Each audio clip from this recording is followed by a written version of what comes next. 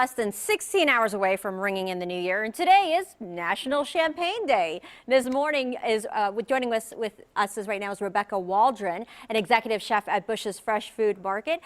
You're here to tell us a little bit about this National Champagne Day, how to pick your champagne, and of course this year I'm going to be missing out. I know. Well, you know, maybe you can pick up a bottle for after the big event. Exactly. And you know what? Everyone needs to know how to open a champagne bottle properly. Yes. So let's start with that. That's like the #1 thing here. Well, you know, and a lot of folks, we want to hear that pop, right? Because yes. the pop is iconic and we're celebrating, but you don't necessarily want to hear the pop. You want to open it slowly so that you don't release too much of the carbonation. Now, these bottles have been rattled around a little bit this morning. Gotcha. So I don't know what's going to happen here. So right. you might want to cover baby there. Okay.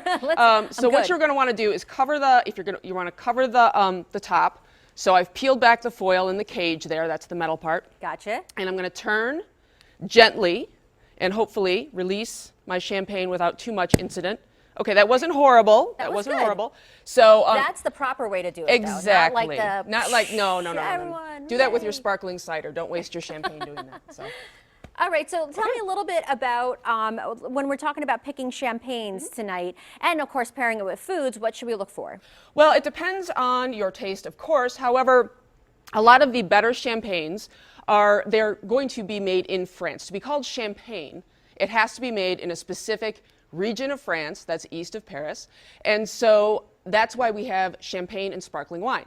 Now, the same method is used to make a lot of the sparkling wine as well.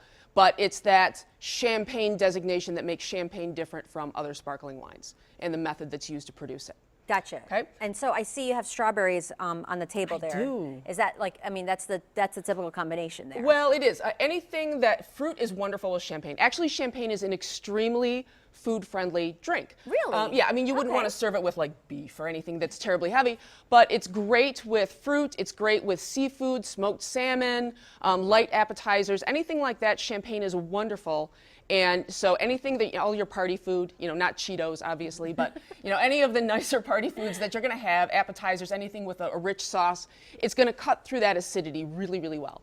And so it'll be a nice pairing. And is tonight one of those nights that you should probably go with the more inexpensive bottle or kind of go high end? Oh, I think you should always go with the expensive bottle, right? I like that. Bring it the new year the right way. That's right. So yes, all the way from Dom Perignon all the way down to Prosecco, which is a sparkling wine. And I see you have something else going on yes. here. I'm going to switch places with you. Tell me a little bit about non-champagne drinks. Right. Well, this is a champagne. This is actually a champagne drink. And so what this is a French 75. And so it's an iconic champagne drink. So what we're going to do is we're going to take gin. So we're using. While you do that, I'm going to call Chris because he's going to be my taste buds. You're not going to. How can you have all of this here and not taste it? I know. You keep doing your thing. Okay, you keep doing your thing, Chris. Come on over. I'm going to need you to come here. This is a tough job. It really is. I'll see what I can do. Here's your glass. Thank There's you the very Dom much. Perignon right there. You want to try that? That's the big one there. Just strawberries as well. I can do that. You can do that. Yes, Sure, I'm shaking cocktails he here. can help himself on live TV. This is torture, you guys. Isn't this great? Come on. No, it's great for him. It's torture for me. So I'm just going to add some simple syrup, some lemon juice. I'll take the there you empty go. glass. Yes, the empty glass. Cheers. Ching. There you go. Shake this up, and then we're going to pour that into a champagne flute and top it with champagne. And that is your French 75. And so what we have here is basically a cocktail that you can make with your champagne, and you can use this to celebrate. I love that because I thought it was just a regular cocktail. No, you have champagne in it. Oh, of course. But, you know, I mean, I wouldn't necessarily use the Dom Perignon in the cocktail. No. That's something that the sparkling wine would be really good for, more of a value. Okay. More of a value item. And we have the recipe that you're cooking up, if you will. Let's throw that up right there so that way people can take a little note. The French 75. Oh, it looks so good. I'm so jealous, you guys. A few more months, right? Yeah, April. Okay. Not long now. That's when I'll pop the bottle, on April 7th at midnight. Oh, you think the baby's going to be exactly on time, huh? We'll see about because that. Mama wants champagne. So, there we go. All right, I guess I have to try this. You do have to try that. And what's this called again? That is called a French 75, and I've made that with a rosemary simple syrup. And so it has a little bit of rosemary in there. Oh, yeah, I taste that. Yeah, Sure. A little bit, and then we've garnished that with a twist of lemon.